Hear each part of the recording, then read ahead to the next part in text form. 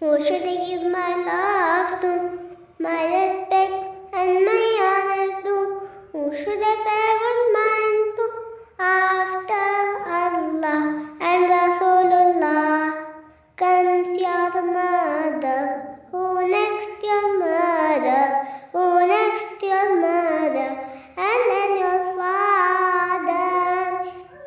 'Cause who used to hold you and clean you and clothe you, who used to feed you and always be with you when you were sick, stay up all night, holding you tight. That's like no other, my mother. Who should I take good care